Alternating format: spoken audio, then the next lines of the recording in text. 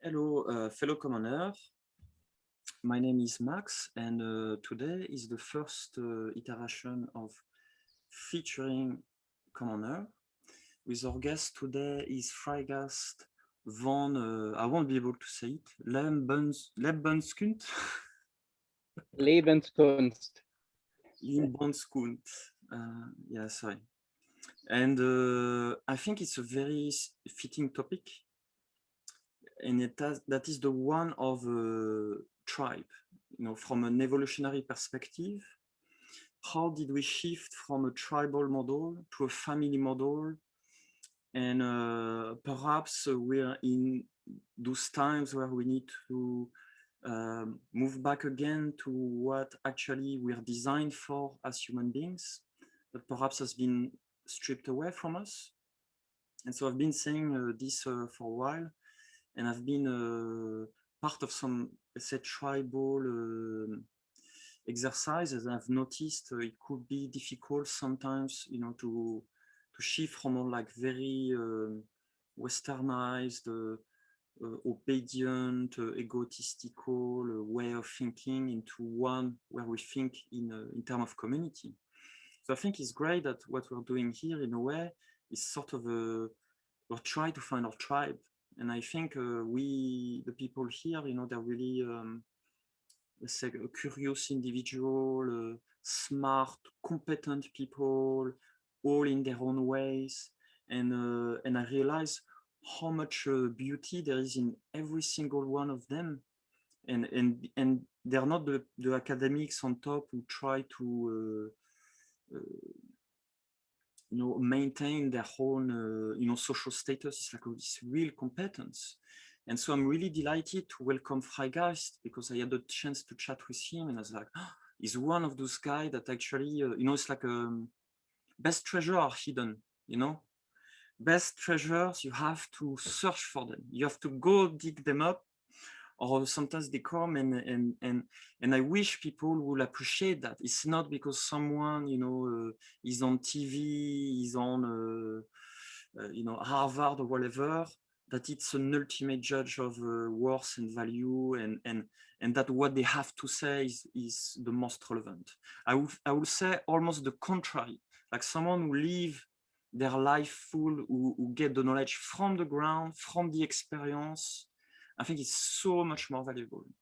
And so it's my honor to welcome Freigeist into this discussion, and he will have lots of beautiful things to say, very relevant, very punchy, and very direct. And so it's to you, Freigeist. Can you tell us more about who you are?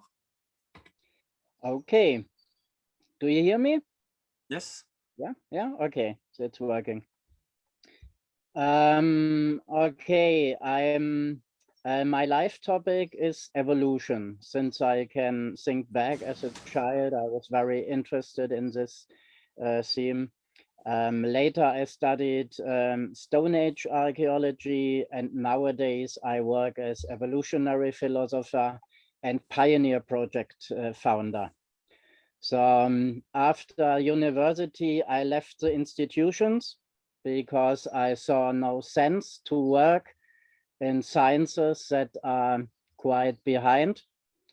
You could say that in archaeology, for example, the last revolution of the discipline was in the 1960s, and since then nothing happened anymore. So what I have to talk about today is mainly archaeological and historical stuff, but you will not find this information in any textbook. You will not hear it at university, and that has reasons.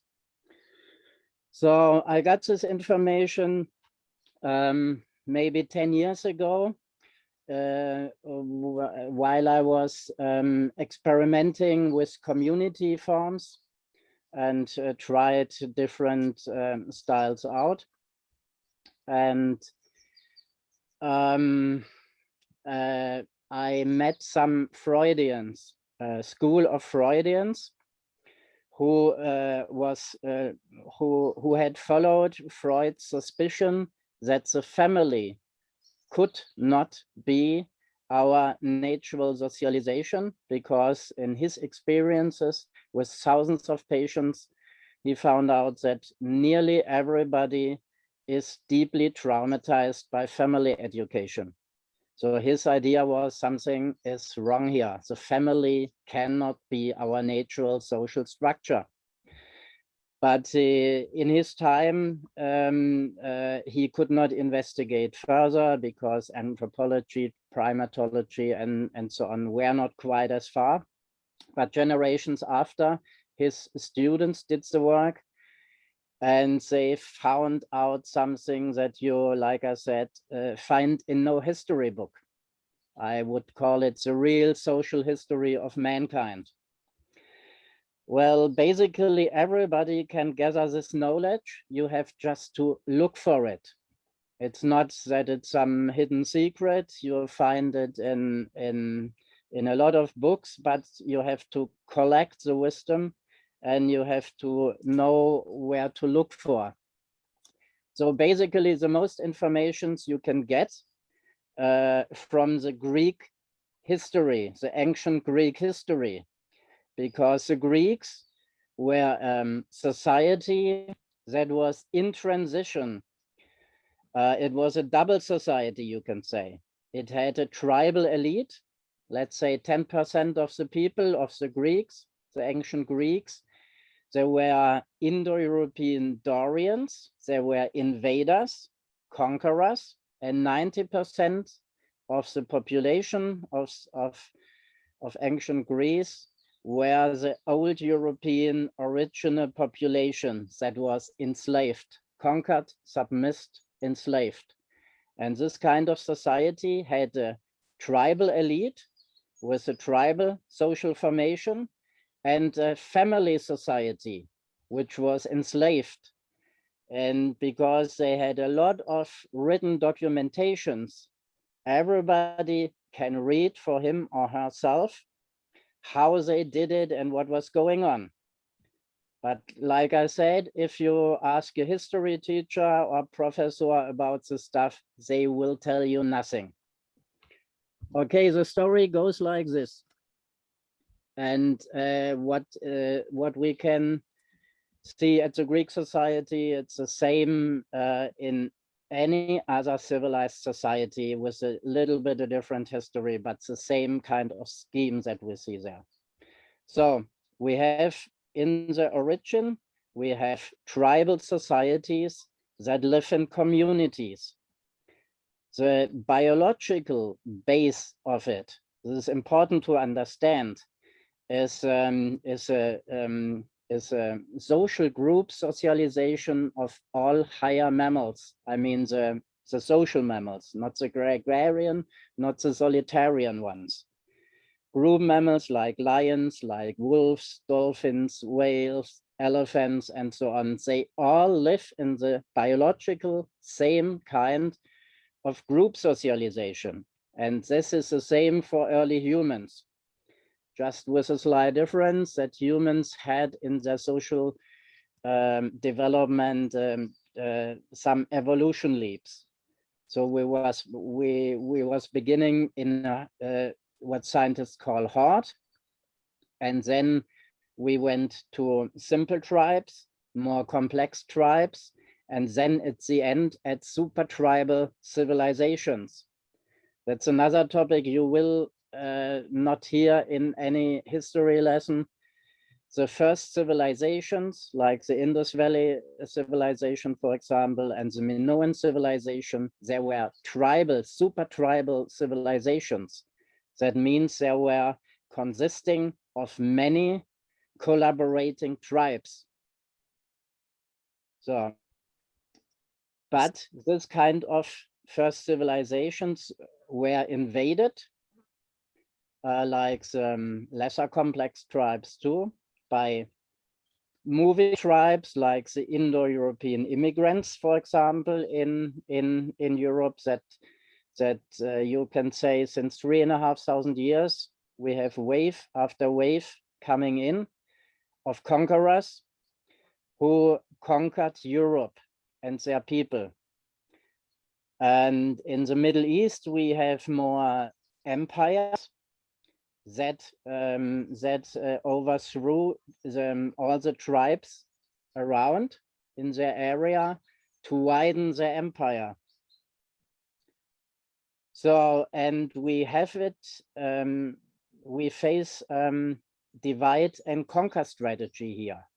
That means conquerors conquer a territory, the land and the people, and they offer the survivors the possibility to stay alive if they work for the conquerors as slaves. And the ones, and what is important, especially the men, because the men built teams and they could have made a revolution. They were isolated.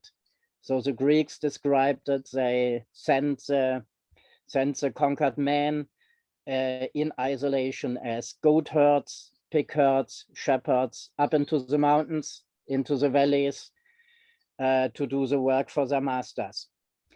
And when they did it well, every man got a woman at his side as a reward for being a good slave.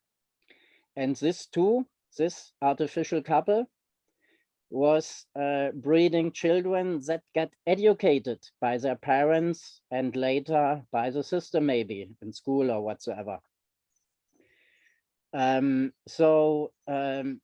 The divide and conquer strategy is people can survive if they let themselves enslave and give up their tribal community structure. So the family is an invention of slave hunters, you can say. The family that is base of our nowadays society.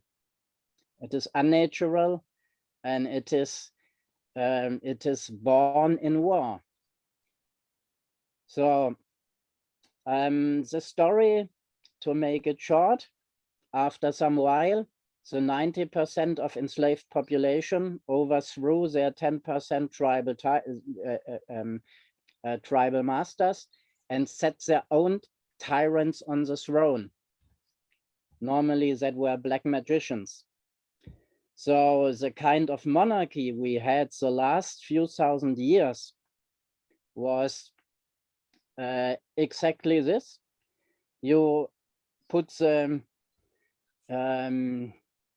you could say, the slaves make inside their slave society their own hierarchy, and everybody is submissed from childhood on through education. So we live now in a society that has its own human enslaving dynamic.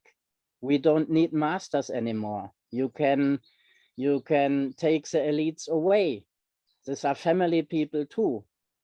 They're highly educated and they're highly traumatized.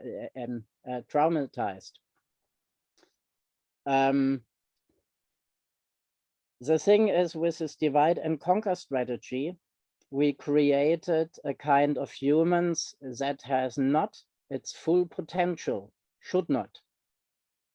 Because if we would develop our full potential as children, we would be able to overthrow our masters, make a revolution, you know, and reinvent maybe a tribal society. So, but if we live in a society that by its own dynamics is educating every children, submissing every children after education, and educating is not tribal life, not at all. We will continue to live in a society where we have diminished social skills. Our capacities to found communities are diminished.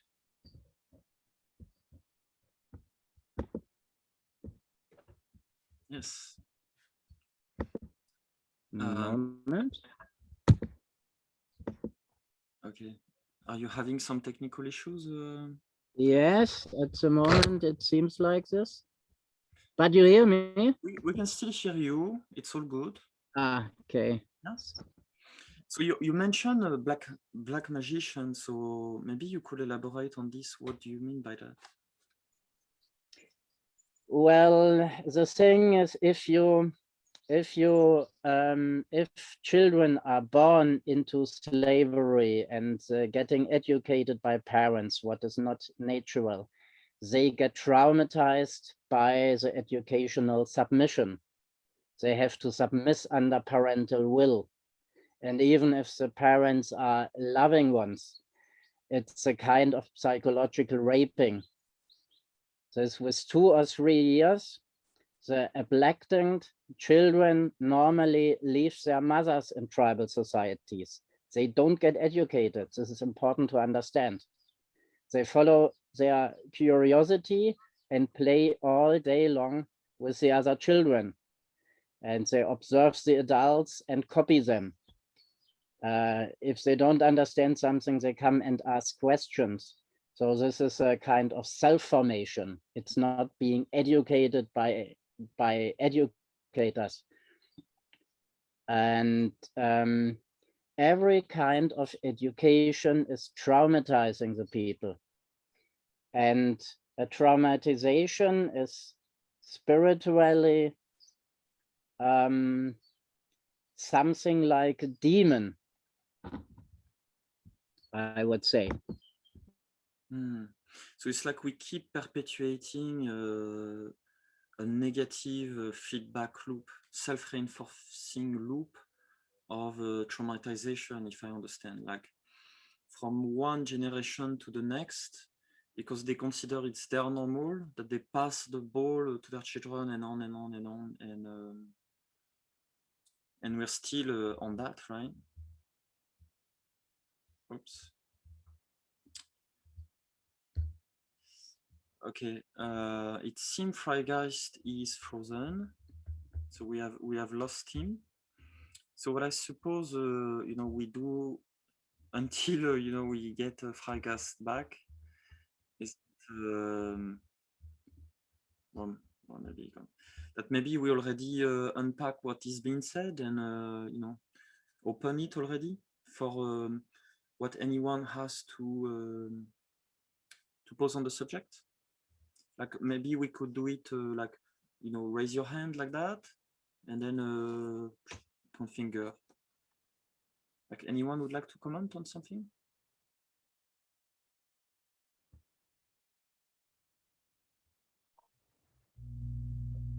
I'll just say I think it would be worthwhile to see if we understand what he said so far. So I think I heard that historically 90% of populations were enslaved, but by nature we're tribal, and the family only developed as a factor of enslavement.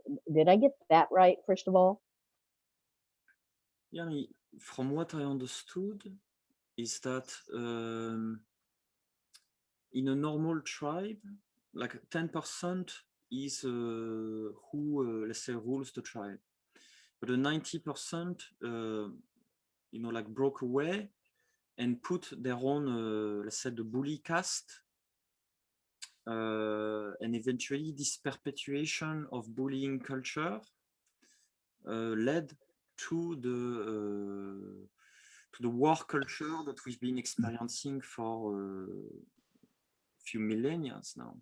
And it's the isolation of individuals that were, like ex-soldiers, then they were isolated and then put in those family units almost like as a punishment, and that we keep perpetuating in a way, like this, in a way, isolation, in an isolated box type of unit is not something that was originally designed for us, and it was considered almost like being cast away at the time. So hence it is a very traumatizing, because it's very isolating kind of a context.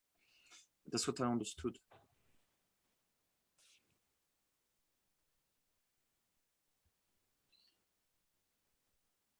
Yeah, Daji? Yeah, sorry, I jumped in a little late, but I think I caught right at the beginning of his presentation. Yeah, I wish he could come back, because I think he's painting with some fairly broad strokes. that there's a lot of detail, I think, missing from this sort of very meta historical narrative. But yeah, my understanding is that it had something to do with actually the invader cultures. There was something about enslaving actually the tribal peoples, and then enslaving them to be workers in slave relationships and rewarding them, the men of the tribe, with women to mate with, thus creating the family dynamic. Did anyone else get that piece of it? That was my understanding of his through line there. So it was a little muddy when he got into the invader. I think he kind of lost his train of thought a touch. So I was having a hard time tracking it. But yeah, it's there's some provocative shit in there for sure.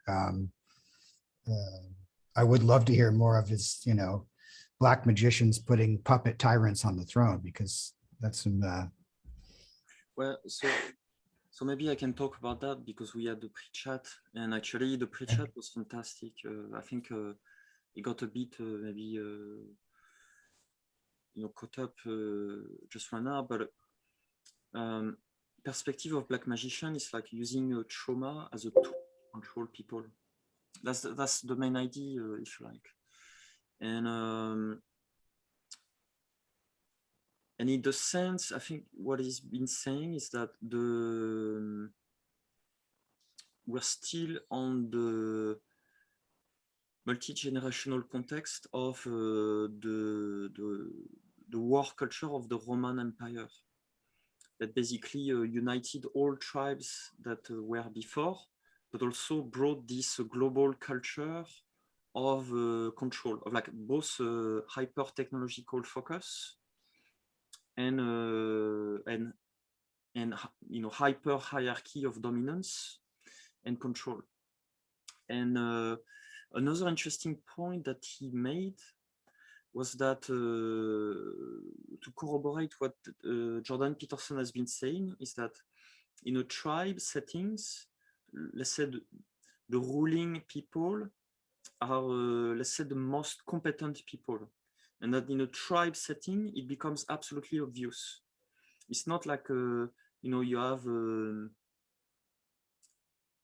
a difference between the realm of appearances and what's really going on, because people can observe if people know how to do it or not. Like there's no proxy in between.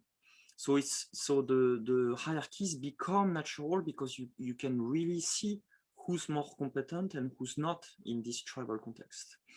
And so actually it's perhaps like the soldier, what he's been saying was like the soldier arm of it, who decided to dominate the whole tribe, because normally in a peaceful tribe, it's not really a soldier way of thinking that let's say is at the helm of the tribe. It's the it's the nice guy. It's the one who can organize people. It's those who can make the cultural connections. So it's almost like a franchise out of the tribe, and then the big colonizing tribe is a dominance-based tribe, basically. And so he's been saying that what he thinks needs to occur now is a shift from a dominance hierarchy and title-based hierarchy to a competence-based hierarchy and social-based hierarchy. And it's neither matriarchal or patriarchal, but instead of being a pyramidal structure, it will be a circular structure. Yeah. So, but I will let him, talk more on that if he gets back. But was it more? Yeah, Freigeist? Okay, hello? Yeah, okay. Yeah, Maybe, do you hear me? if So your I'm back connection is again. dodgy, if your connection is dodgy, maybe you can switch off the video, that'd be fine. I try it. Yes, I have some technical problems now. Okay, it's a picture again. Okay. So while you are away, I've been saying a little bit about what we talked earlier, about notably like the Roman Empire having colonized all those tribes, and that now we're still in this dominance by hierarchy. But I would like, if you could potentially say it in your own words. Yes, we live in a society that is quite turned on its head, we could say. So we live in a society where humans are not there to build each other up, to collaborate, but to be competitors in a big war that is still going on. And we lost the contact to this knowledge. So what I'm talking about, what we are talking about here, is not common scientific knowledge. You will not find it at universities. The thing is, I maybe talk a little bit about the traumatizations of educations, and this problem that goes along with it. So education is traumatizing children. It's traumatizing, you can say, nearly every civilized human being nowadays. So we are a kind of diminished form of human beings. We are not in our full potential, especially not social. Why is it traumatizing? Is it because naturally we're inclined to pursue creativity, and that here it doesn't, basically? It's like yes, on them that you need to follow this, you need to follow that, and it's very it provokes some anxiety. Yes, if you look at the typical school situation, the students are normally not there from free will and not learning all the time what they would like to learn. Maybe they would like to go outside and play with their comrades, but they have to learn stuff of which 90% they forget later. They will not need it for life. So I think the most that students learn actually for life is after school, if they're lucky. Maybe what they learn is So obedience. normally children would play all day long with other children in age mixed children groups. So that means the elder children are learning social responsibility by caring for the younger ones. And the younger ones learn to orientate at more experienced ones and learn this kind of natural authority. Natural authority means that I, from my free will, give attention to somebody and maybe follow him or believe him. And institutional authority, like in school, is telling the people what they have to do. It has nothing to do with free will. And the best joke of all is that in school, you seem, that's what they say us, we should learn free thinking and deciding for ourselves. But the whole educational system is hindering this. It's doing exactly the opposite. It kills creativity. It kills playfulness, curiosity, all the things that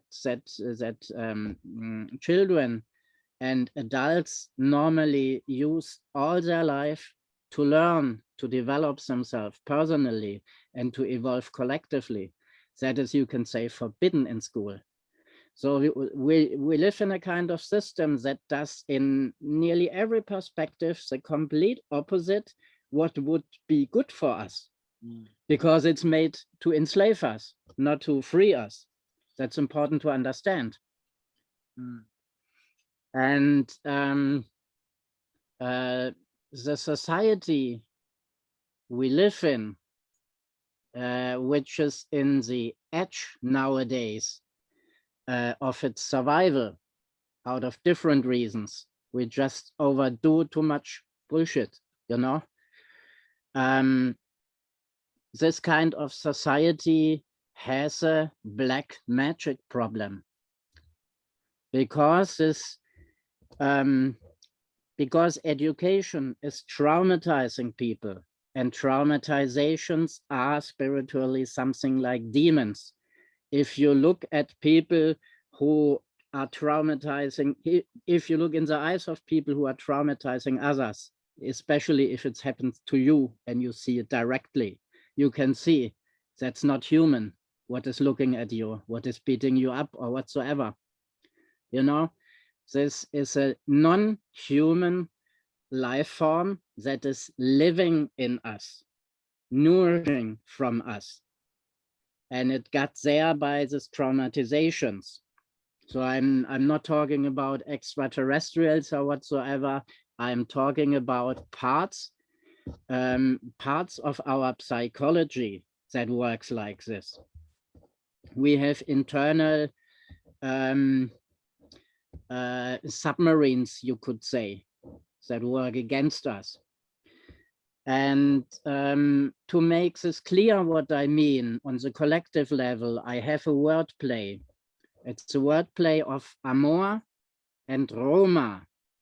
Roma is a Latin word for the Roman Empire, which is still in some way ruling because we have still Roman culture, Roman law, and so on. We still live in a Roman society. And if you spell Roma from the beginning, from the end to the beginning, you get amor. Amor means love. So the culture of Roma is the culture of war, is the culture of war, very successful. So because of this, we still have this influence because they were these warriors. So, and it's a completely opposite, this kind of society structure of Roma, what we have. It's a complete opposite of Amor. Amor is the basic of a tribal society. The people collaborate, they work together, they make each other stronger, you know? And to make it even more clear how evil the kind of society is that we are living in, is this Rome in the middle of its history, more or less, around the year 0. They had big psychological problems in their society because they were too violent. They had too much interior problems. They had civil wars all the time and things like this. So they came with a very, very smart solution. They built some amor in their society of Roma. So it was a Jesus movie, you know, Jesus, the religion of love. It was institutionalized by the Roman Empire. And until then, the Gnostic Christianity, the early Christianity, was orientated very tribal. The early Christian communities, in my eyes, are a trial to revive community life instinctively. And they came very close to it. And this was a problem for the Roman Empire because the Christianity was spreading all over the Mediterranean, and it was not controllable. So what they did, they said, okay, the people want love, we give them love, but from our institutional perspective. So we live in a society that is using love to make war, to have new soldiers, new workers for the economical war, the military war, or whatsoever this kind of society wants. And the society itself is a crazy collective demon without any master or any control. Its own dynamic. We live still in Roma that tries to feed us amor, or the illusion of amor. It's a very, very black magic society, you know, and all the stuff like money, for example. Money is an illusion. It's black magic. A lot of, if you look closer, of all the institutions of our society, they're all founded on black magic. It's a politically, it's a very, very hot topic, and a spiritual topic too, because in my eyes, we have at the moment a spiritual war going on. It's the people, the alternative scenes. I move a lot in these scenes, in different subcultures. They are very orientated at love, community building and all this stuff. But the main society, the mainstream society we still live in, is still very Roma oriented, you know? So we see this especially in this crisis now at the moment. Okay. Freigeist, could you tell us, and after I think we'll move the floor for questions. Yeah. But tell us about the organizational structure of a tribe. How is it organized? A tribe you can basically imagine in a form of a circle. Meanwhile, a family or a collective family society is always organized in a triangle of power, in a pyramid of power. Meanwhile, a tribe is a circle of equals. They follow natural authority, yes, and they have competence hierarchies, not dominance hierarchies. That is a very important difference. Competence hierarchies means somebody has professional skills that I need, and I trust the competence of this one. Or there's a social competence. Somebody is very nice, very friendly, very social, has a lot of friends. So he has a lot of admiration. That's a social competence hierarchy. The same is with experience. The elder ones who have a lot of life experience get normally more attention. The people follow more their advice. The difference is in comparison to our nowadays societies, that nowadays we have dominance hierarchies, which are derived originally from a very special form of hierarchy that is typical for male teams. I must say males and females in a tribe and children in a tribal society build gender groups. So they live with their brothers, with their sisters, or with other children. There are 3 gender groups. And the male teams, they have one special hierarchy that is used just for certain problem situations, normally defending the territory and the tribe. So they have what I call a combat hierarchy that seems to be instinctive.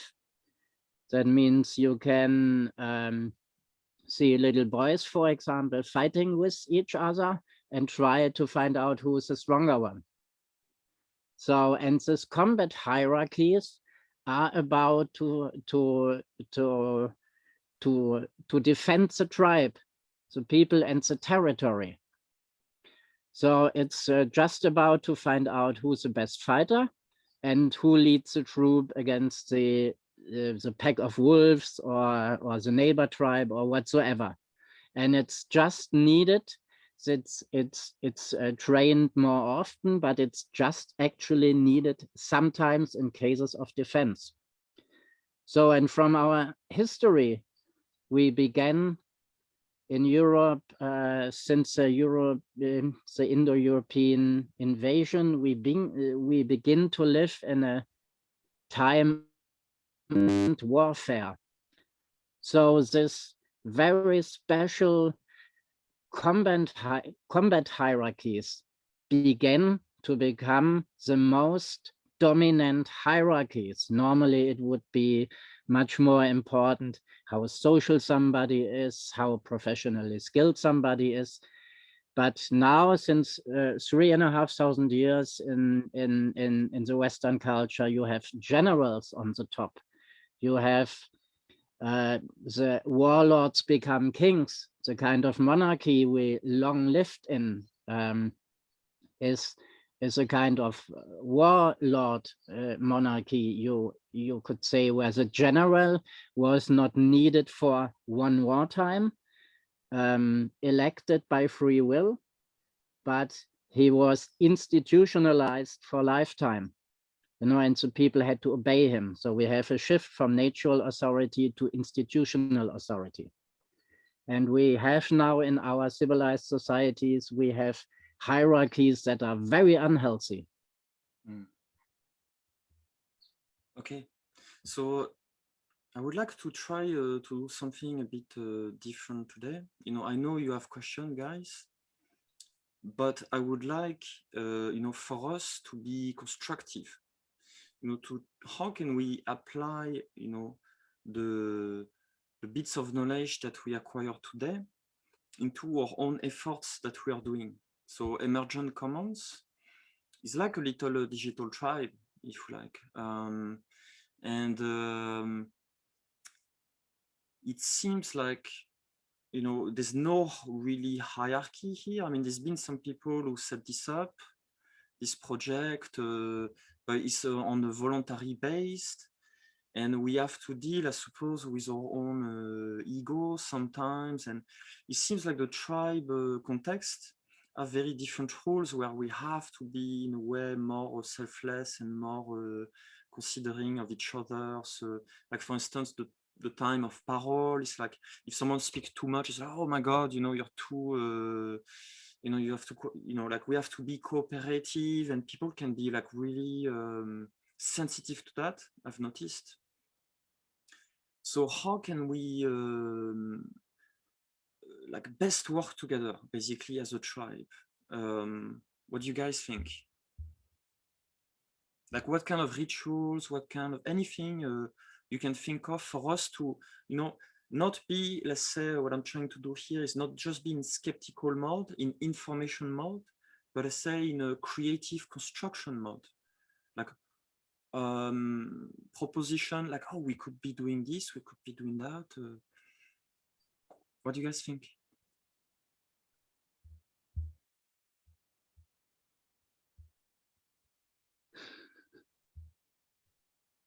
I'll say something. This is not necessarily what we do, but I've been thinking of our interaction in social media, you know, whatever computers have done. It's when you said, when you were talking about the competition, right, as being a factor. I think the moment that we go online, there is in all of us some form of competition. Oh, they're getting comments, they're getting attention.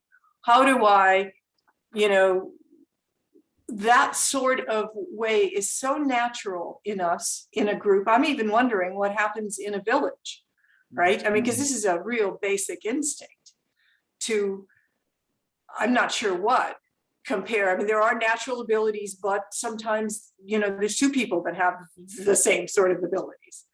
So I've wanted to play with that, you know, especially just literally on our site.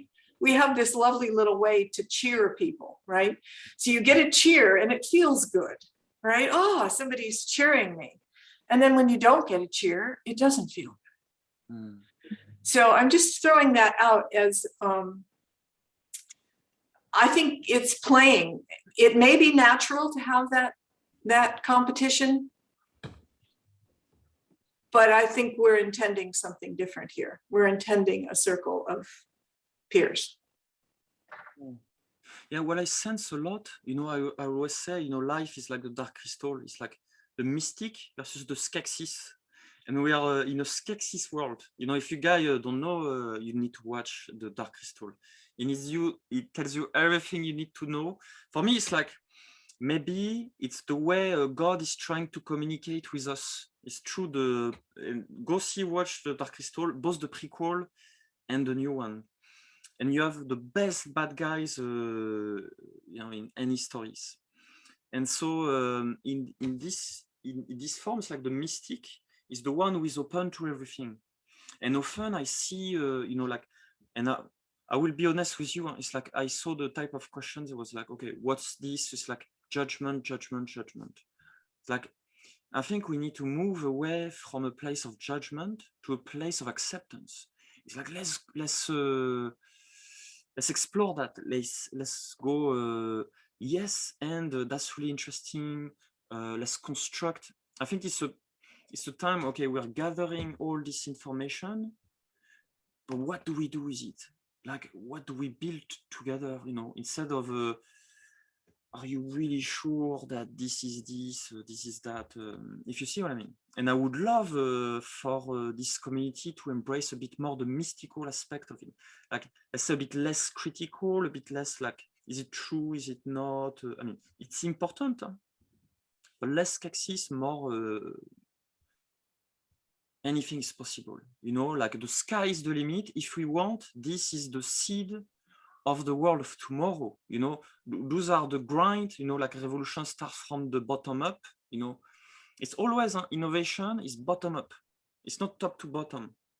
So maybe rebel wisdom is still like the old fragment of top to bottom, but they can't handle the bottom up because there's still something that here there's potential to build. So what can we build together? That's it. Thanks, Max. And thank you, Freigeist, for being the guinea pig of this. It's very brave of you to be the first emergent commoner. And I appreciate you sharing your perspective. I appreciate the intention of what you're saying, Max, but I think that needs a frame to contain an endeavor like that. Who says?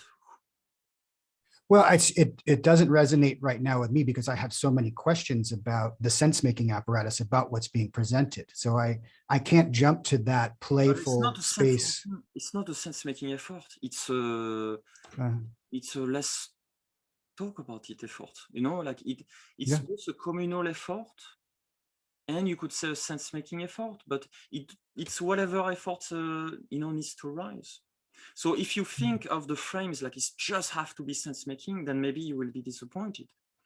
But if you take it as like, with open mind, open heart, and, like, let's construct something like Danny said, like not compete, but cooperate. It's like in whatever, yes, is okay. I think what I would say then, you're suggesting this, in my understanding of the tribe, the perimeter, the shaman realm, where you want to explore and play in the shaman realm. That's not the structure, because even a tribe has a structure. It does have, whether it's a competence hierarchy or a holarchy or a matriarchy at the center and a perimeter, there is a way that we can negotiate those spaces. So I'd be more interested in figuring that out as a template for perhaps the emergent commons at a greater scale. I'll just leave it at that. Thanks. That sounds great, actually. Yeah. So, yeah, how can we figure that stuff out? Like, how do we progress together? Because I found, it's always like the problem of the frame or no frame at all. And it's like if I put an event like this, then maybe if it doesn't match people's expectations based on what happened on Rebel Wisdom or things, that we know before, it's like something not quite right. But for me, it's like, okay, no, actually, we need to break the frame. It's like we need to start something new, something different, because this is the old world. What is the new world we want to build, and on which collaborative basis? There's lots of things that I think we could learn from the tribal model that perhaps we forgot, and that's it. Yes, Kevin. Hello, everyone. I live in Saudi Arabia, which is very tribal. It has been for millennia. And two things that I see here that form the tribe are that the people are related to each other. It's almost like there's no escaping it. They're your cousins, your aunts, your uncles, large extended family. The second thing is that millennia ago, you had to stick together in a tribe to survive, because each tribe were fighting over resources. And so it's almost like to form a tribe, the way it happened naturally was for survival. and because you couldn't escape family, you know. So to do tribal today, I would love to see how that would work, because it's almost like voluntary. There are going to be people who are not related to each other. They may get on each other's nerves. I've seen communes fall apart because of egos, because of neuroses and things like that. I really like the idea of a tribe, though, because it's like the children are being raised by many parents. Their aunts or uncles, their grandparents, they're all educating the children. If they're getting pissed off at their parents, they can go to an aunt that's more sympathetic, more understanding of who they are. And I totally agree that school is very traumatic. It's very authoritarianism. It's limiting. It's not free will. But then there's the paradox of, we have to develop free will in all these children. So I do like the idea of tribal, because it is very supportive here in Saudi Arabia, very supportive. I don't know how to do that in the modern society. We've gone so far away from it. So that's my input.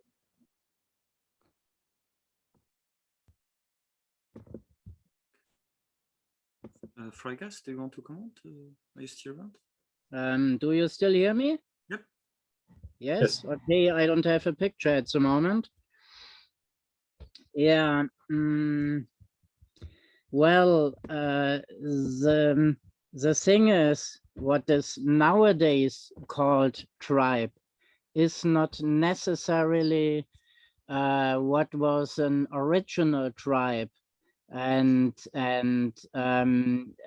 even if you look for ethnology, for example, what they call tribe often is not a tribe at all. It's a family structure that is a kind of community. So it is very hard nowadays to make real tribal experiences, especially in the original form. So when we see, for example, the nowadays the tribalization, which is a big topic, that means there are different tribes that don't cooperate. They build different groups that don't even talk to each other. That is not a tribe at all. It's a complete opposite. So if we talk about tribe, we have to be very careful how to use this word, because if you look at the tribal world, there are really weirdos, for example, which has cults that are not very human. So for me, a tribe is anyhow in evolution. That means this kind of community we want to build will not, in my eyes, not be an original Stone Age tribe. It will be something new, and that we will have to define. So my suggestion is, or my work is, to elaborate just the basic structures and to find out our instinctive framework that we can use for any kind of community we wish to develop. So it's not about a special type of tribe. I'm thinking about that we could reinvent, but it's our work. And maybe the one tribe looks different than the other one. We have to make experiments. It's an interesting time, I think, for this. So intuition, you would say, right? And how do you think we could build trust? Because I think it's the fundamental, the basics for which a tribe can build itself upon. It's like you have to build trust with your fellow men, and also you have to be able to rely on them, and there's like a heart connection that seems it's almost as if we completely lost what it is to feel like you're my brother. Yes, that's what they try to do, like in food, with football and stuff like that. It's like it's like, how do you build this heart connection with other fellow people? by doing. You can work together as a team, for example, go sailing on the ocean or whatsoever, or building something, or with the more fun-like way is make a festival together, make rituals, experience something together that binds you, where you really have to work hand in hand, and you can learn collaborating, you can learn trusting, you can learn to be more and more empathical just by doing. So what I try here where I am at the moment now, for example, is doing it with friends in a permaculture garden that we cultivate together and try to build it up. But I must say, the gardening is more easy actually than the community building. So we lost already people who ran away, you know, because it was getting too much. But that's the way, you know, you come together with some people you like and do something together that is binding. Yeah, go ahead, Terry. I think Freigeist is completely right there, that doing something together, building something together is the best way to build connections. Those of us who have been volunteering here, I think, have developed a sense of tribe. And now we're dealing with how can we expand that sense of tribe. And I think Danny's idea, the simplest thing, just sharing each other's posts, commenting on each other's posts, being helpful in comments and posts. That's our media here. That's what we have to work from. I agree completely. You know, let's cancel the cancel culture by the cheer up culture. Yes, I believe in you. Go for it. You know, that's opposite of skepsis. You know, that's what I would love to see. You know, and in a way, super like so. I've run honesty meetups for 2 years. And sometimes, you know, I ask difficult things, you know, and sometimes the most difficult thing for people to do is to tell a compliment to someone else. You think, you know, it's like, it's so much easy to criticize people, and it's so hard to, even a genuine one.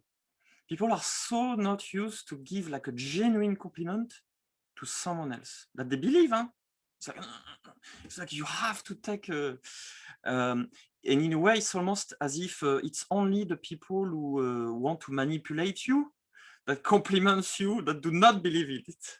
It's like we're in a weird society, so everyone is afraid of giving a compliment because people will be afraid that it's a mask, that is fake. But you can compliment someone honestly, genuinely. It's a completely legit thing to do, and it's good for everyone. Not only that, but as well, it's even sometimes even more difficult for people to compliment themselves as well. You know, which is weird at this time. It's like we're beaten out of our own, you know, self-appreciation. It's like you ask people, what do you like in yourself? You know, I'm smart, you know, and they can't say that. People can't say that, even if they believe it, you know. So we're in a weird culture where it's okay to destroy yourself mentally, to destroy yourself, to criticize, but it's never okay to cheer someone else up and even yourself up. Yes, go ahead, Sharif.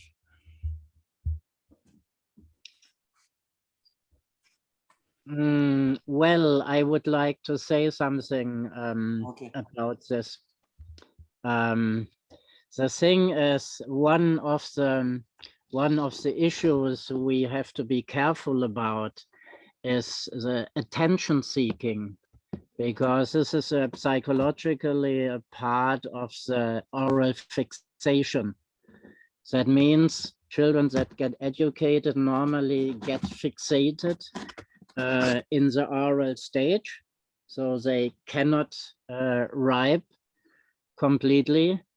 And that means they stay psychologically still in the condition of a sibling that needs, for survival, attention from its mother. So most people need much more attention than they would need in a real tribal society. In a tribal society, that's a funny thing, you don't need nobody. You don't need nobody's love, nobody's attention. You're completely mature.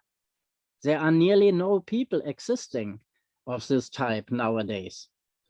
But you can see it something like a holy man that needs nothing, not even food. He can fast, you know. So it's a completely independent human being that don't need attention and not need to please others. It's naturally to be nice to each other because everybody feels the best way. You don't have to have even a culture or a word for this. You just do it. But the thing is, we are not living in a tribal community. We try to get there. So it's about not getting attention or not about cultivating to being positive or nice to each other. It's about getting over the need of attention. It's about getting completely mature. Thank you, Freigeist. Sharif? Thank you. It's a very interesting topic. And usually when we're talking about the tribes, it's always,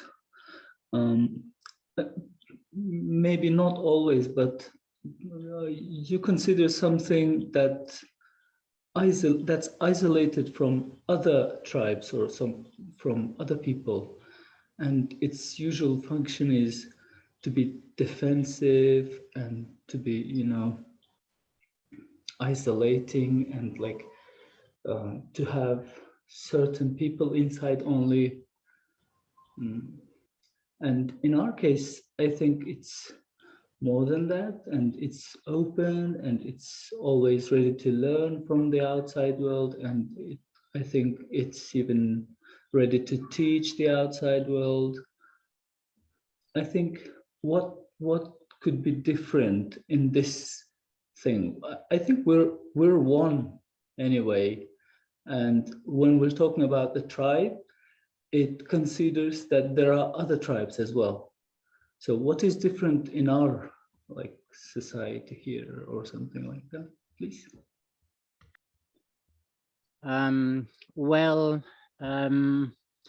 If you're interested in this topic, I would suggest that you read the books of Irenaeus Eibelsfeld. It's a German behaviorist, a student of Konrad Lorenz. And he wrote some very good books about exactly these topics, how communicate tribes with each other, neighboring tribes, but even complete strange tribes. And it seems to be very important in a tribal culture to make something like appeasement rituals with your neighbors, to organize, for example, bigger festivals for the whole neighborhood, not only for your people. So in these rituals, you can meet the other under nice conditions and get in contact and find out maybe that they are not strangers or maybe even enemies. They are humans like you and me, you know? So there's a whole bunch of strategies how tribes find to each other. And like I said at the beginning, the first civilizations were super tribal civilizations.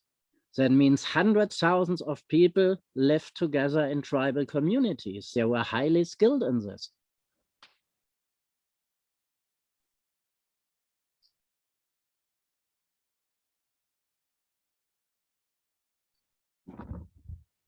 Danny, you wanted to ask a question or comment?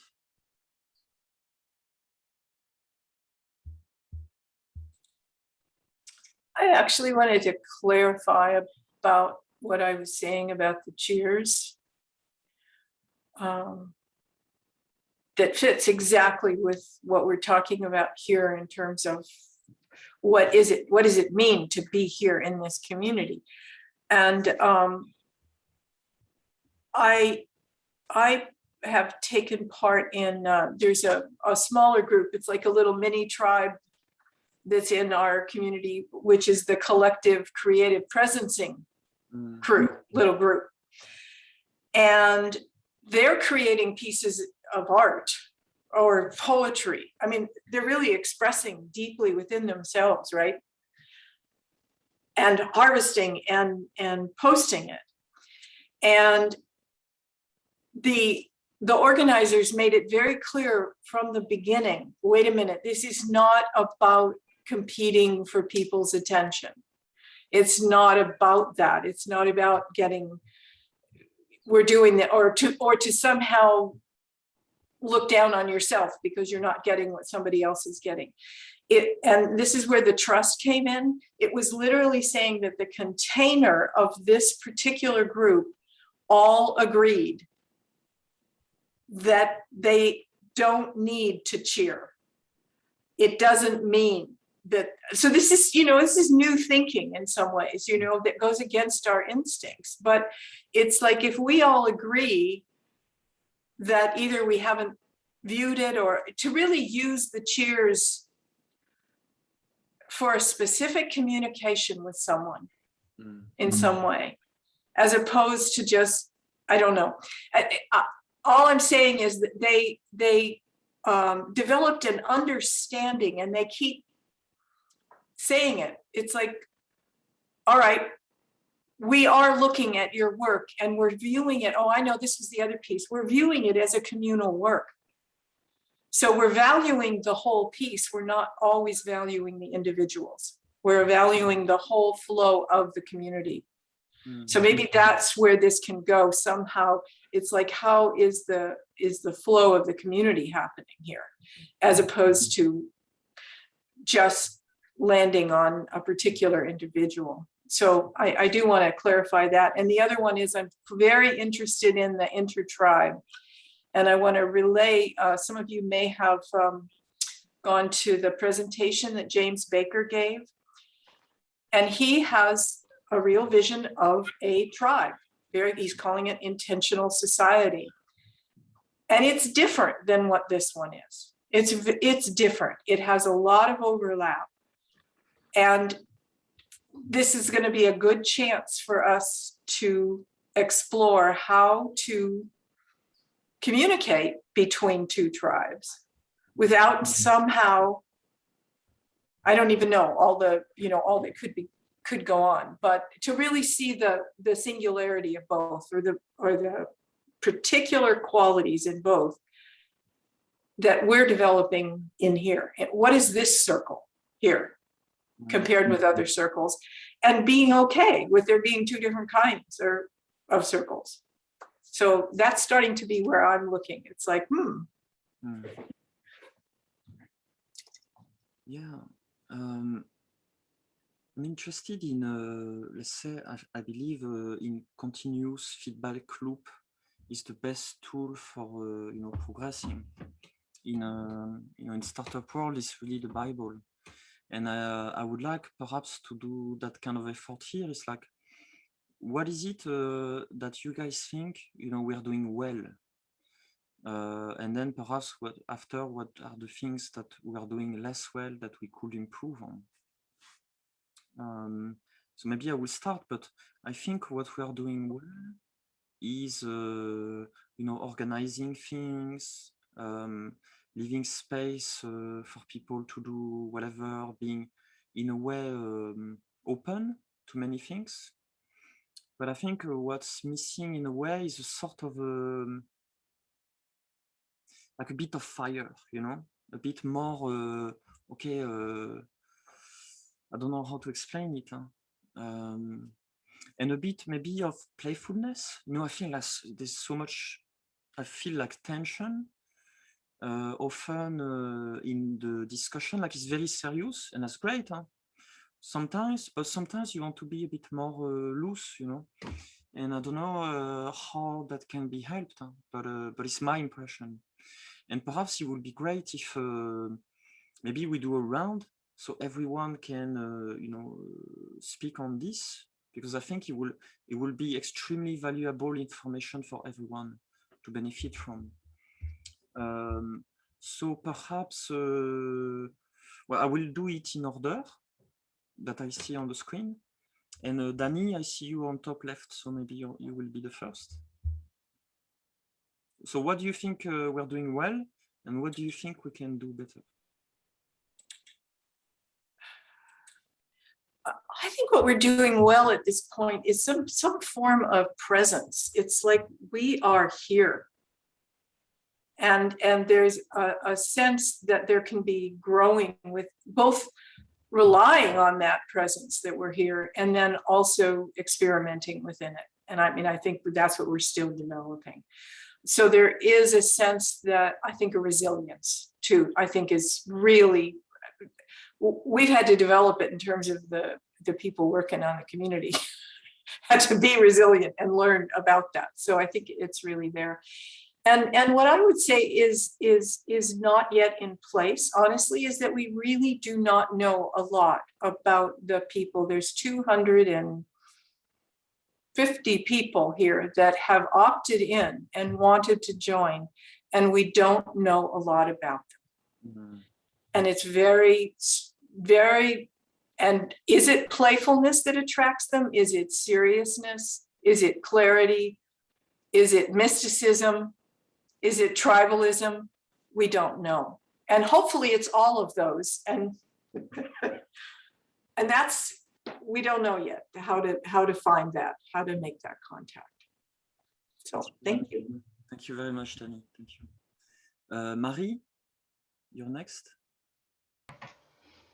All right, for something that we're doing well, I guess I would say setting up, well, I'm in part of the coordinating team, or the volunteers, so I can say that, like, I get it from the setup side, is trying to set up a space where we're not only offering some place where people can be creative and can start groups on their own, like feel empowered to start groups on their own, but I hope also work in tension or in productive tension or creative tension, or, you know, if conflict or tension comes up, then try to actually dig in and turn toward it and be compassionate and really beautifully human with each other, and not get activated in the way that we're kind of like trained to do at this point. And so have that container set up so that when that inevitably comes along,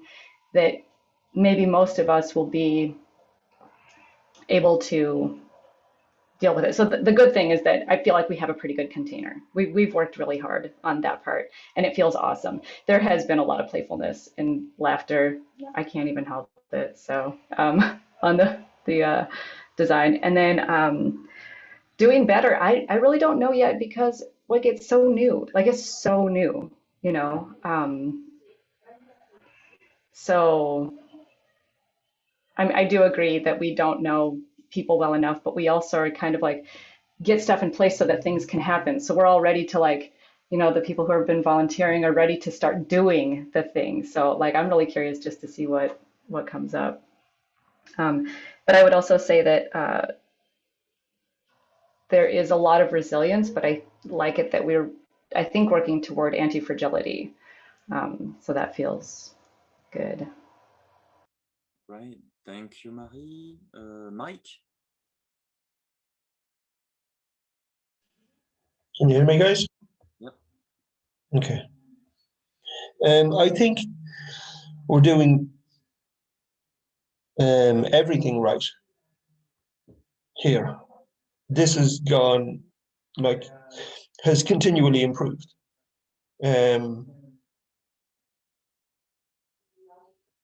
I think a space has been created, is being maintained, is being held for something to emerge, and that's what's required within humanity and on the planet right now. What we could do better, even in terms of this, is kind of what these social structures. I think more time needs to be spent looking at It's kind of the notion of describing water to a fish.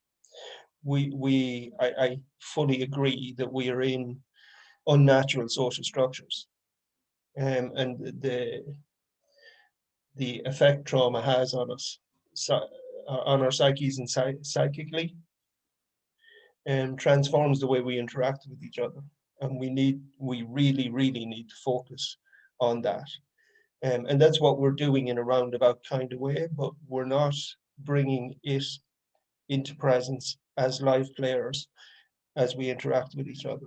And I think we really need to look at that. So these hierarchical social structures are unnatural, and we need to be much more present and focused on any kind of alternative that may be suggested, rather than seeking to put it down, question it, sense make it, those kind of things. The reason we are sense making in the first place is because the structures we're using are breaking down, because they're not properly aligned. That's my bit. Nice. Thank you, Mike. Daljeet, your turn. Thanks, Max. Thanks for hosting, by the way. Good job. Thank you. Thumbs up. Thank you. Like button. Thank you. I want to try to somehow keep it in the frame of this tribal theme that we were exploring and that Frederick was bringing to the table. I think we all are attracted to that. I think there is a sense of this tribe, this community that we're trying to create here. And I think that's the intention. But I do bring it back to this, there needs to be structure. There needs to be certain containers. The first in are establishing that, right? So as people come to this, as they land, there is an orientation to how you land. So if you are looking for sense making and that kind of dialogue, there's a space. It's obvious. If you're looking for more playful, shamanic, let's get lost in this shit, there's that room too. You can go and we can play there. So I think it's emergent. So it's going to have to, we have to trust that it will evolve organically to an extent, but like a garden, it needs to be tended. You have to weed it. You have to nurture it. You have to feed it. You have to fertilize it. So, I think it's going to take a lot of intention, and it needs guidance and it needs governance. I struggle with this relationship between tribal decentralized organizations that require a governance. Even a tribe did. I think it's very interesting to me. There's a crew that's women only here. I can't join that crew. Fucking love that in a way, because one of the metaphors I've loved for tribe is that at the center of every tribe is the matriarchy. It's the oldest, wisest woman. That ain't my understanding of tribes, and I learned this from Alexander Bard, which is really interesting. And that's the inner core. That's the wisdom, the wise old woman. And that the patriarchy is outside of that ring. It has a role. There are gender roles. They play together. And then outside of that is the shamanic realm, which is the play place. So it might be an interesting, and there's an androgynous zone between there. Maybe that's an interesting structure we could play with as we format this world. It's got to be tribal, but we also have to be careful of that like pre-trans fallacy. It's like, we can't just go back to being tribal.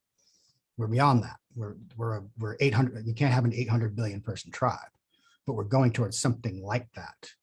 And I think it's these little nodes that we are creating. So we are becoming that node. And that's what I see. That's what I witness. So everything we're doing towards that end is doing it right. And I don't know if I have any criticism per se. So I'll just leave it at that. Thank you, Daljeet. Thank you. Leilani? Thank you, Max, also. So I agree with a lot of what's already been said. I think we're doing a lot of things right here. Being on the coordinating team, I've been sort of on the inside to see what's been happening and how we're creating things. And it's been a very big blessing to me to be able to get to know so many of these people so much better, and to be able to work with them and to see the community grow. what I would like, a couple of things that come to my mind, and it's alluding to some of what's already been said, is that I think I would like to see more spaces for healing and for playfulness, for both, and perhaps in the same spaces, like for those kind of things to be happening. That we're all living in some kind of trauma, whether we realize it or not. And that the more that we can hold spaces that allow people to feel safe and can also explore and heal. And I was just thinking, as people were talking, I was kind of thinking, maybe a crew called the Playground or something like that would be kind of a fun thing to do. So I'm thinking about something along those lines. The other thing is that there are so many people here that we really don't see. I know a couple of them. I know why they're not really active and like really showing a presence here.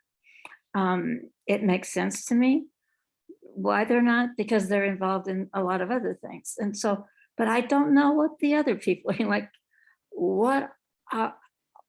Who are these other people and what do they want? And do we need to do some kind of reach out?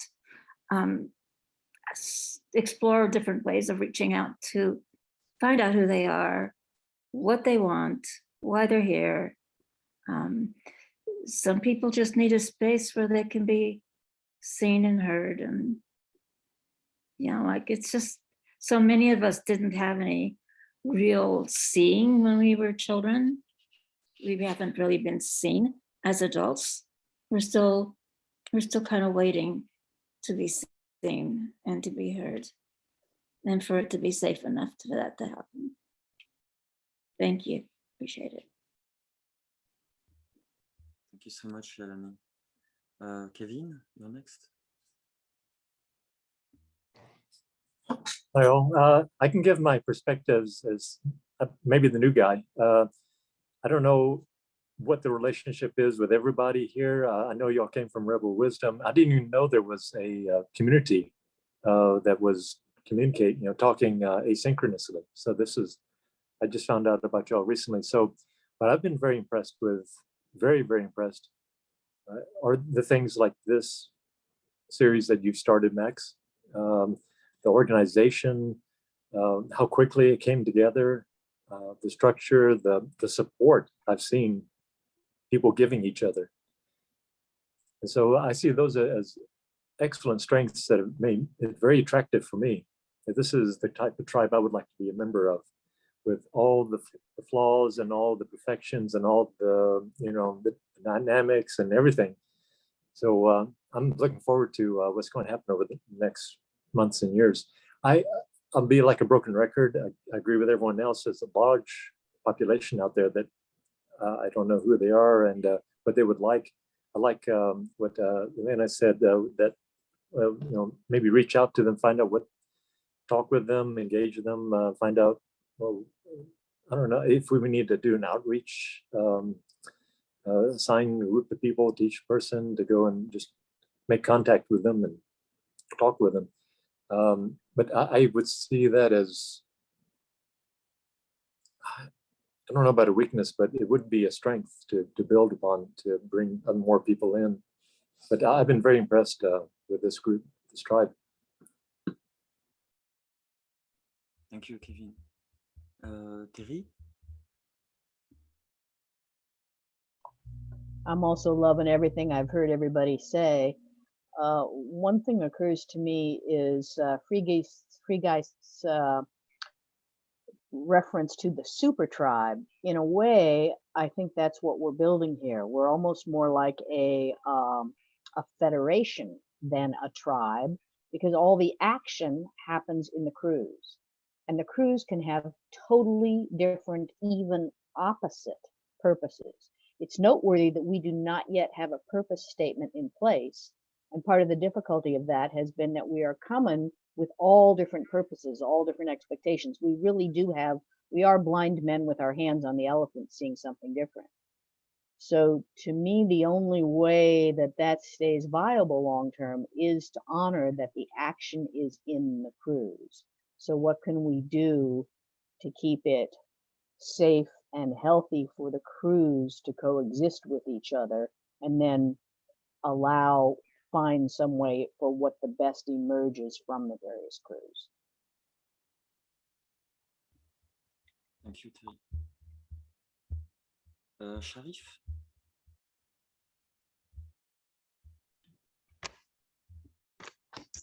I just rejoined recently. I see, yeah, it's going well. More and more people are getting involved, but yeah, as you said, some people are just joined and not active, maybe. And when Danny said about cheering in the platform, sometimes we do that to make people know that we read it, or how many people read, or something like that, just to give the interaction of us, like communicated, being communicated, something like that. What we can do, I don't know, more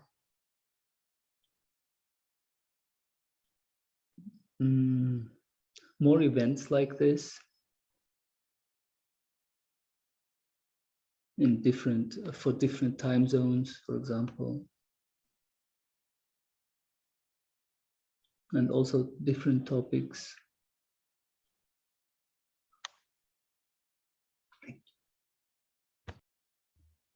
Thank you, Sharif. Jeannie? Real quick, I'm actually breaking all the rules and I'm working right now, and I'm a dispatcher for an IT company. And by some miracle, the phone hasn't rang for almost an hour. I can't figure out why. But if I suddenly turn off and disappear, I had to answer the phone. So I think the intention and the framework is beautiful. And so that's a real strong foundation right there. The thing that I feel would bring it more quality or depth or something. And I don't know how, or if this is even possible, or if this is just my own thing, but I've been lucky to have experienced different cultures. And one that I always felt at home with were all my friends growing up. I went to a predominantly Black school and I grew up in a foster home. And so we had people from all different walks of life living in this huge 3-story house. And at school, we used to sit on the steps, and talk about things, whatever we were trying to make sense of. And there was almost this musical quality about it. We go, and people nod, and they have physical, vocal lights. There's laughter. There's this real-time sound, and it's beautiful. And in that, there's that signal. You get the feedback, which I guess are in the shares of likes and hearts and cheers. So I see the importance of that because it does make you feel heard. And then there's something about other people hearing that. So if you get a lot of, energy, there goes the phone. Okay, that's all I got to say. Bye. Yes. All right. David, and then Freigeist, you could give your 2 cents. David? Hello. Yep. Hey, like Jamie, I unfortunately had to work today, and I was really hoping to make it to the whole session, but I was only able to come log in at about noon, so I missed a lot of it. I have to say I'm really echoing like everything I've heard, like all the reasons why I'm here, I think have been shared, and I share. I mean, it's like building a new tribe kind of thing. All the different pieces: playfulness, healing, new ways of knowing and learning. I feel like I don't have much more to share than that. Right, thank you, David. Freigeist, anything you want to comment on? You want to say? Yes, maybe it could be a quite interesting idea to make something like a tribal sense-making round, maybe in a tribal psychology crew or something like this, because rebel wisdom is a lot about sense-making. And if we look at tribal discussion culture, it's a lot about exactly sense making, and especially if not all people agree from the beginning. So it's about finding the highest common denominator and not the lowest one. And I'm quite sure that a lot of people in this network have some knowledge about tribal communities or maybe own experiences about what I would call noble talk. Speak the truth, your personal truth, speak from your heart, only speak to your tribe, the wisest of your words. You know, inspire and inform. I think that would be a good idea to activate other people who are at the moment maybe more passive still in the network. Just invite them. Maybe they have ideas to share. Yeah, that makes sense actually. That's why perhaps, I was first considering this event as like, let's say, not exactly sense making for sense making sake, but more like community building sake. I suppose like that's why the idea is to invite guests that are still in this space of like how can we leverage the knowledge of like Terry, for instance, she's been organizing groups, and I'm sure she has plenty of knowledge that if we give the right context, we can. Everyone's got different frame, and if we can like quickly get the best of the expertise on the field of someone, like we can really move forward quickly if we have the good intention. And something, for instance, that Danny said that and Leilani as well, it's like we don't know people too much actually, and I think it will be great to get to know each other actually, like not in a like show off kind of on this profession, but more in like, oh, this is me, this is a bit my story, because we don't really know each other's stories too much actually, so it's perhaps a last invitation, because I booked like 2 hours, but I think actually it might be a good idea, to just like, let's say, quickly iterate on one piece of feedback that has been proposed. It's like, maybe let's get to know each other, tell each other's story.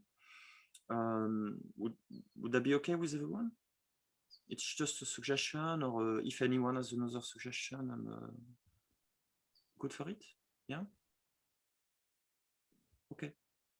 All right. So Danny, maybe you could tell us a little bit about who you are. Well, let's try to keep it, succinct. But what's your story?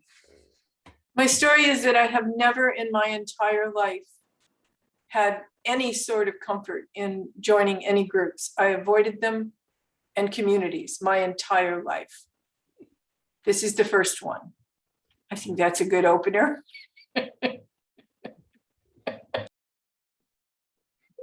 That's all you're gonna say? Okay. Well, anyway, yes. Marie, you don't want to do?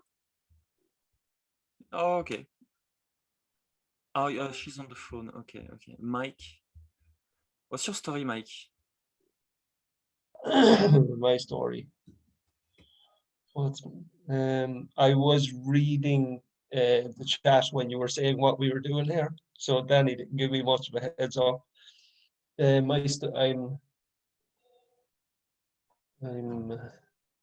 the oldest of 6 children, and both my parents have passed in the last 4 years. I'm I've had little contact with my family. I'm a loner, but I am in good relationships with all of my family. I worked with a Native American teacher for 15 years up until 2015. I am, and that has shaped my life.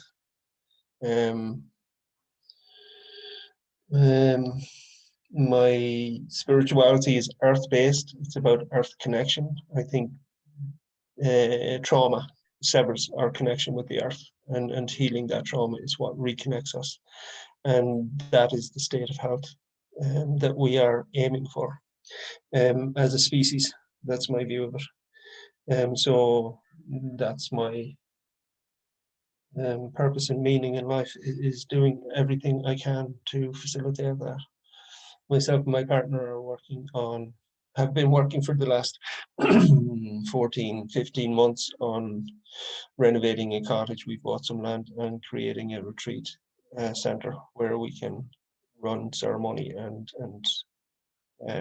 help others connect with a piece of land that is held in trust, not in dominance. That's me. Thank you, Mike. Leilani, who are you? Who am I? I think what's important for me to say is that this is my whole life. I've been extremely self-conscious and very difficult for me to speak openly and honestly because of a fear of saying the wrong thing, being misunderstood, being rejected, like you just name it, all of that stuff. And the last number of years has been me working on overcoming that trauma that created that in my system to start with. So I'm here and I'm willing to do whatever I can to be me and to speak who I am. This is hard to say, but I think it's important for me to say. Yeah, I have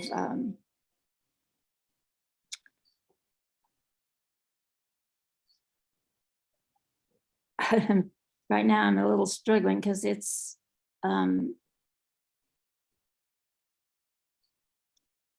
feel like there's a lot that is sitting inside of me, and I'm just right now grateful to be here. Thank you, Max. Thank you, Leilani, for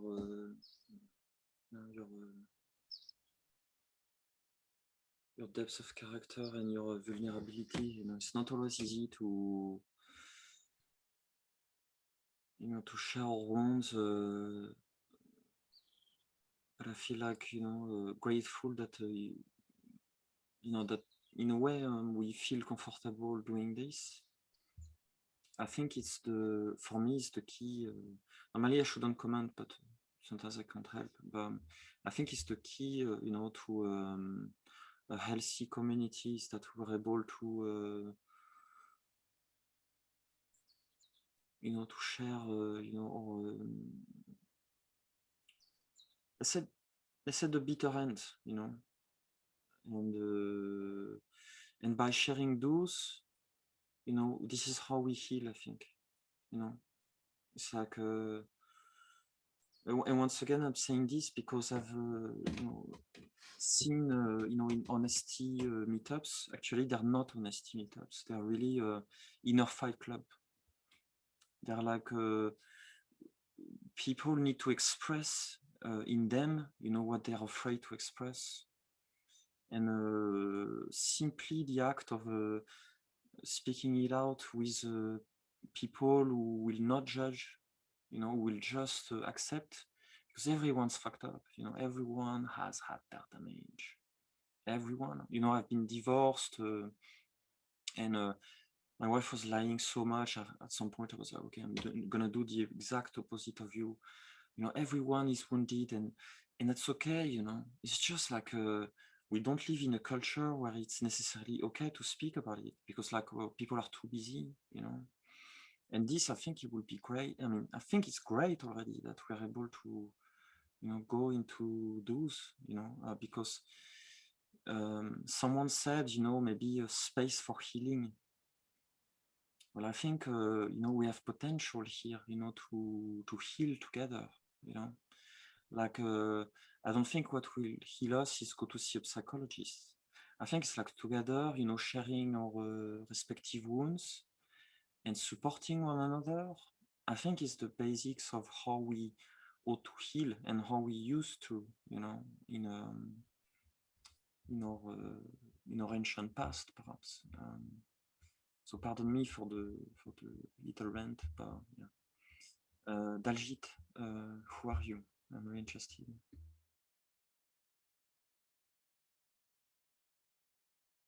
Okay, Daljit? Okay, he's busy. All right, so then we are gonna ask Terry. Sorry, I'm good. Okay. I just have too many screens. My cursor was stuck. Okay. Hi, I'm not Daljit, but I am Daljit. My parents didn't name me Daljit. I named myself Daljit. That's not even true. A yoga cult named me Daljit, and I adopted it.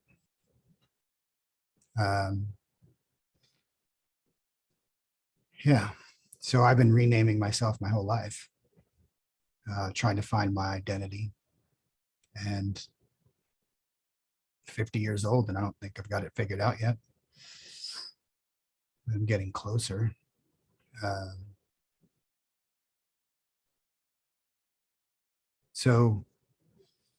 And I think that's what brings me here, the attraction to this next level I'm about to embark on in my life. Like there's this sense of, I was just thinking about this, the kairos, right? The moment that's right, and things emerge and you get attracted to something. And this is it for me right now. That's why I'm really actively throwing myself into it, because I believe in it. I think this is where the rubber meets the road. And so I'm looking for ways to get into praxis. Like we've got the ideas, now let's go fucking build something, right? I posted that thing from Jordan Hall, go build the thing. And so that's just what I'm showing up to try to do in whatever capacity I have. I'm not the smartest guy in the room. I'm not the dumbest guy. I'm not the most creative guy. I'm just kind of that guy. And I love everyone else's energy. I love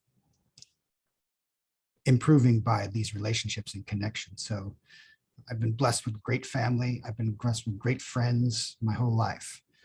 But I sense that now I need something else. I need a bigger, more inclusive collective to surround myself with. And so you're it. Thanks. Thank you, Daljit. Terry? So I have been involved in managing groups my whole life, as some of you heard me say, starting with my Girl Scout troop breaking away from Girl Scout headquarters. I have strong intellectual, institutional loyalty and stick-to-itiveness. I will stick with a group when other people are fighting each other and abandoning ship. And I pretty much never leave a group. You know, it has to kick me out, and sometimes I don't go even when they kick me out. So I've accreted them. You know, I'm not active in the original ones, but I still consider myself a member of them. And that's part of what I have to offer here. But I'm also kind of, I'm going to use, I don't know if old fashioned is the word, but I am very much a believer in transcend, include, that we know the pieces we're looking for. It's not new information to emerge. It's us who has to emerge to be able to take the pieces that work and use them from a higher consciousness. So that's my perspective, and I'm struggling to find a constructive way to express that and to model it.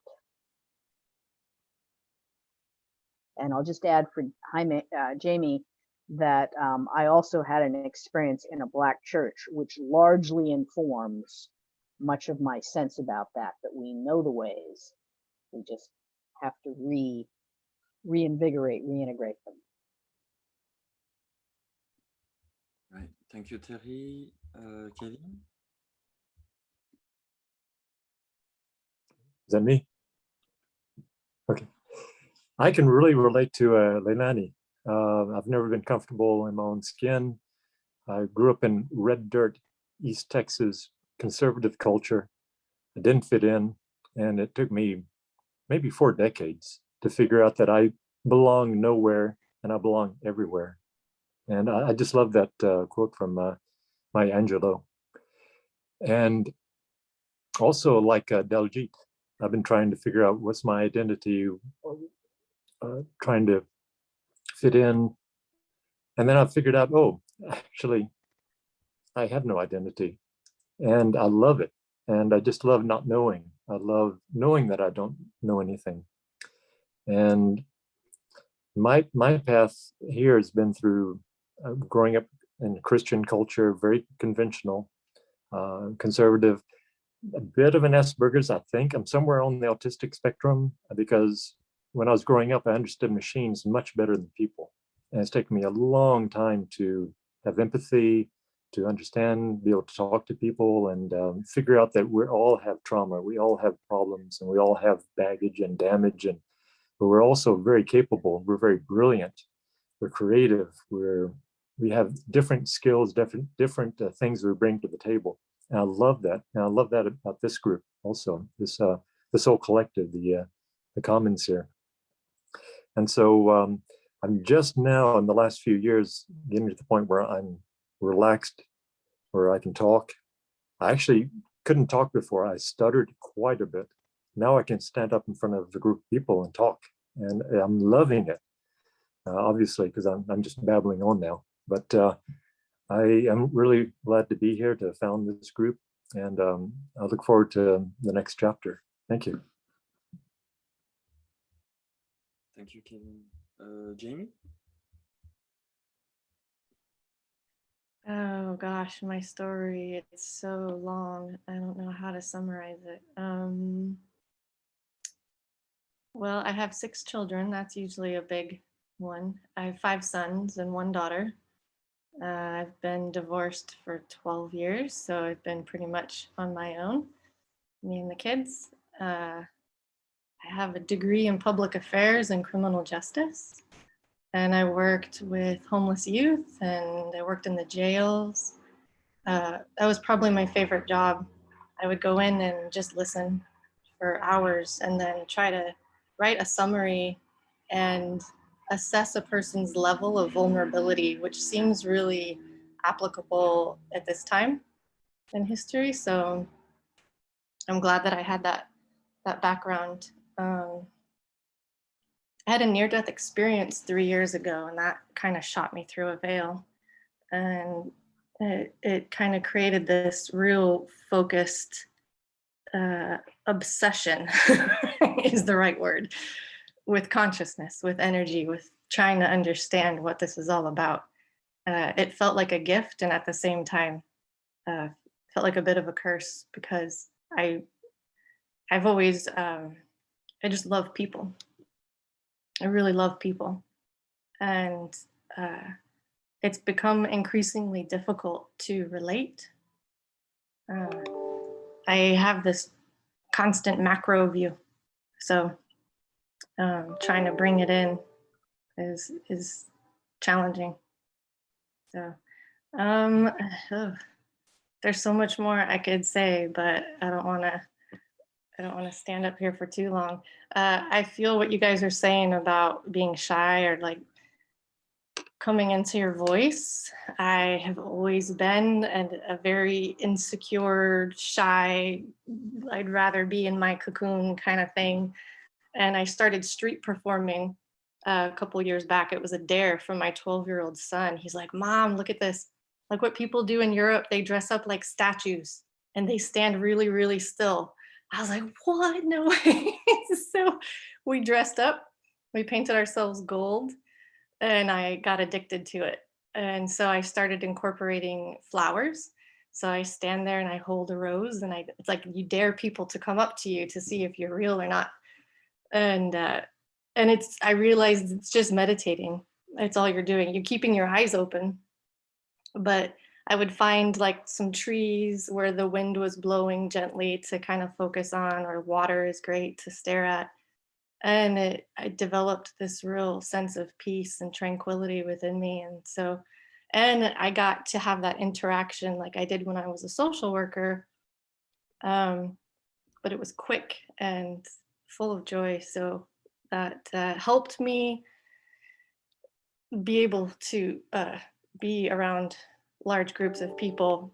I'm real good at one-on-ones, but I get, even right now, like I can feel my body. I'm a little nervous. I'm kind of, when it's my turn to talk, I'm like, oh my God, what am I going to say? What are people going to think? So that's helped me quite a bit. And it helps to inspire people to meditate, because people say, how do you do that? How do you stand still like that for so long? And I say, oh, it's just meditating. Yeah. So, all right, that's a bit of me. I'll pass the torch. Well, I feel like I would love to talk to you about so many subjects and learn from you, like vulnerability, detector, ND. Anyway, thank you for sharing. Sharif, who are you, Sharif?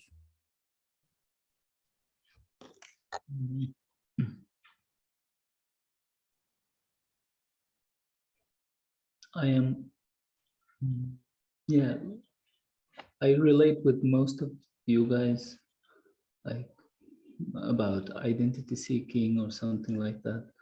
Or Danny, like you said, I didn't want to connect with any other group of people usually, even if I wanted in the first, like at first, and then you see some mistake by them, or you don't want to relate yourself later on. So it's been always like this, like I want to connect with people, but I see something wrong and wait, not here, not yet.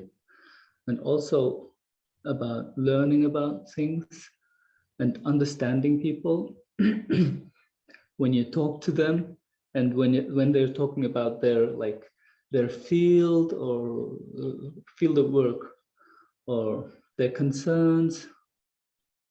Some people can not understand and go on, but for me it's a real struggle. I really want to understand everybody and about every concern that people have. So I studied, learned, asked questions about many things, but didn't choose any field to learn more, to dive into. Like, I'm not really good at details, but I think I'm good at communication, maybe conflict resolution. Also got better at teaching English lately. But yeah, that's me. No one. Seems like it's a club for podcasts here, so you're welcome. Broadcasts. Yeah. David? Who are you, David? Hey, Mac, and everybody.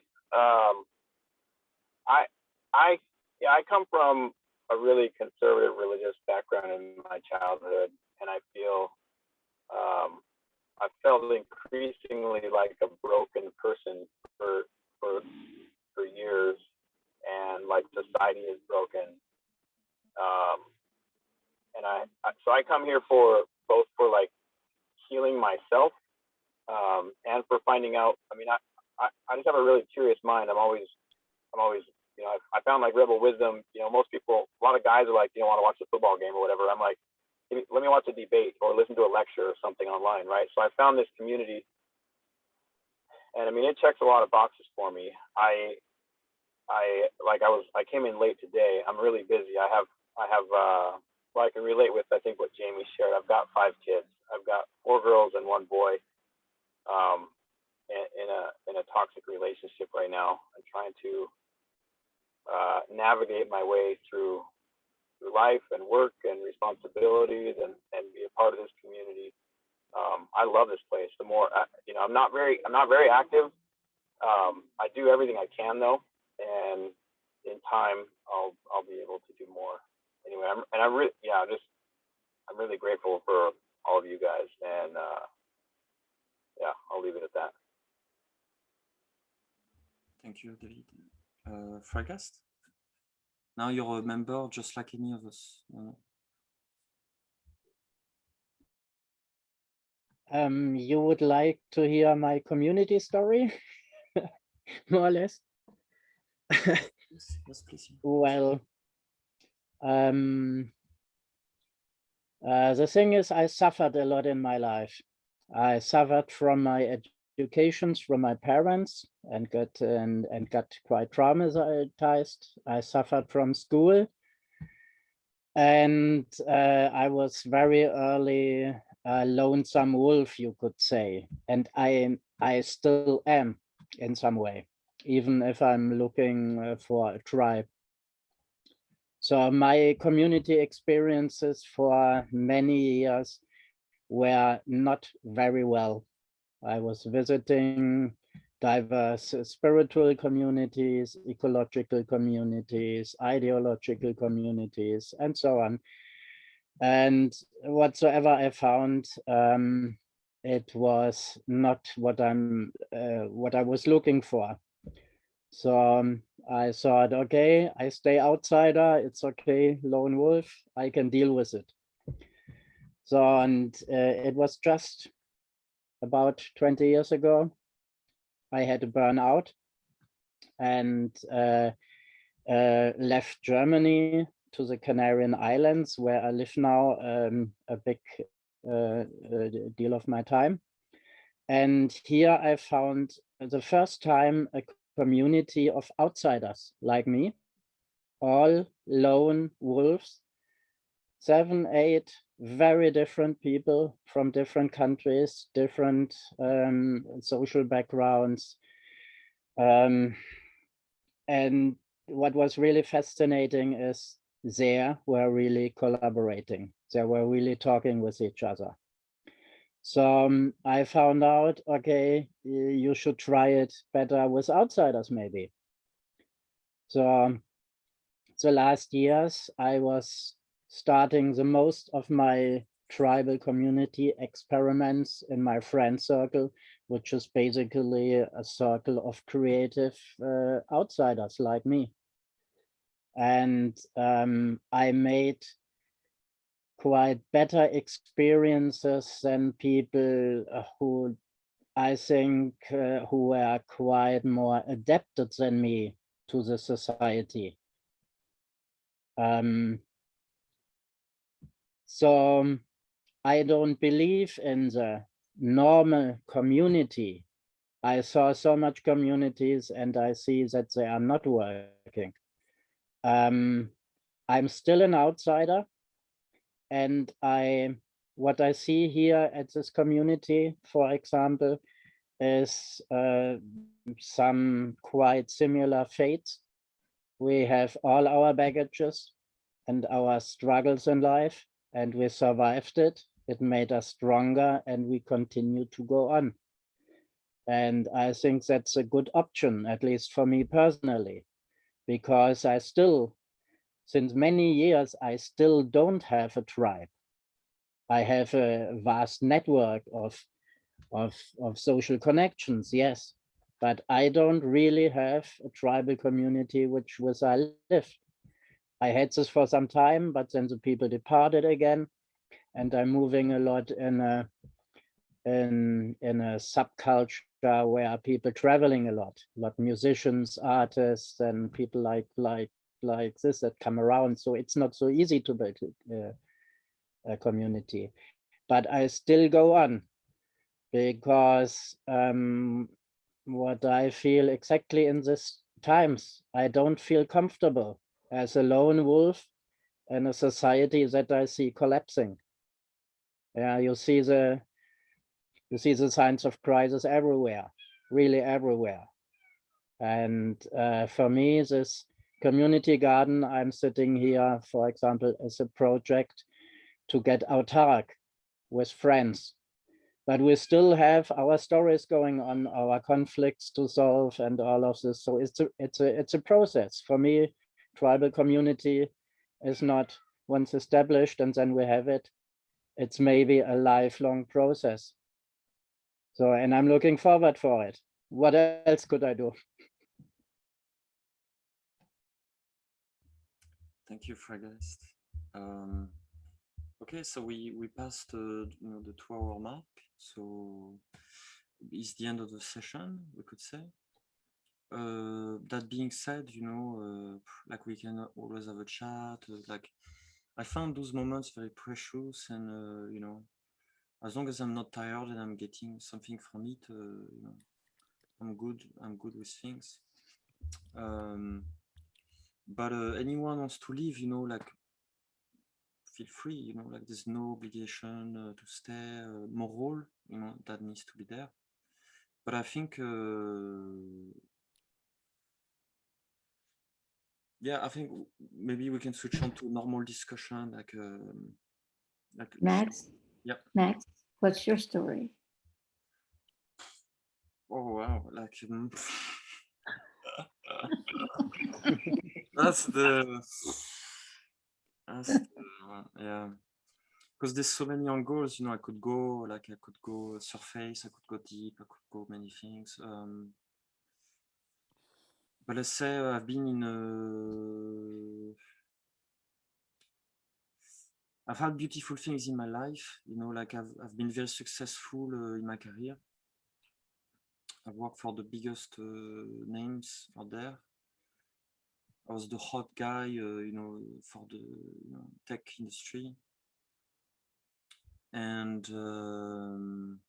I had a hot wife, but I was in an abusive relationship, and I've been actually a child of the counterculture. Like as a teenager, I was, I've tried all the tribes actually, like punk, metal, hippie, goth, all of them. I'm like a tribe traveler, So I've been a freelancer working for lots of different companies, and then I get bored of people and I move somewhere else and somewhere else. So by time I sort of, in a way, it's like most people live, in their box, and I play frog, the game of frog. Like I go this one, this one, this one, this one, this one, this one. And by time, it's like it seems I was able to refine my perspective on people, and I didn't like what I see. I wish, there's some aspect of people that are beautiful, but there's another one that, and it's so prevalent, it's so everywhere that it became unbearable for me. Like I had an ayahuasca experience and an awakening. It was not all light. It was more acknowledging, the darkness, but like with hyper clarity. And it's like meeting the bitter end. It's like, okay. Now I know, like you seek truth. Eventually, when you get it, you realize it's the most bitter shit you've ever eaten in your life. And then good luck with that. But after, I couldn't stop trying to help people. So I knew I had to, it's even I had to divorce because my ex-wife was just taking advantage of me all the time. And I felt, honestly, I've always believed in myself, like I'm a extremely smart person, and I know it. Talented, creative, all of that. And then my life, my dilemma became, what the fuck do I do with this? Why do I work to make other people rich when I could do something really truly meaningful with my life, with what I can do? In a way, it's like, I know it's a shame to say, but it's kind of superiority complex. Is I know, almost very often the smartest guy in the room. It's easy for me to pick up new things, but it's like, what the fuck am I doing sponsoring a system I hate? It's not I hate, but there's so many things I really, it's like, the more you're able to see it for what it is, the more you don't, you can't comprehend why it's still going on in such a way. So after, I'm working on, I try to be productive, with my time. Is what are the solutions so I can be Mulan, like I say, throw the avalanche that's gonna destroy the army of Mongols. And for me, I believe the enemy is within. It's the last war that we have to fight. It's the war within against, the black spider or whatever. This dark collective that I believe is, the pinnacle of narcissism. And that's my battle, it's been my battle in the last 3 years after my ex-wife, after she whined every day for 10 years, never appreciated anything I did. I had to take care of my daughter, and then she accused me of abuse, and then she took my children away. She does not let me see my children. I've been completely broken. And so I'm trying to use this, transmute my pain into something constructive. It's like I'm gonna get you bitch to my ex-wife, but I'm gonna get you bitch these narcissistic tendencies that is so prevalent in our society. That it's all me, and it's all about bullshit. It's like, what's the root of all this crap? And I believe it's bullshit, it's nonsense, it's lying. Because you believe lying will get you peace. It's just temporary, I believe that peace can only be achieved with truth, It's like the bitter pill that heals. It's a bit difficult, but once you swallow it, then you can really have your peace. So anyway, I found my peace after this bitter pill, but then it's like another one comes along. And so that's my story.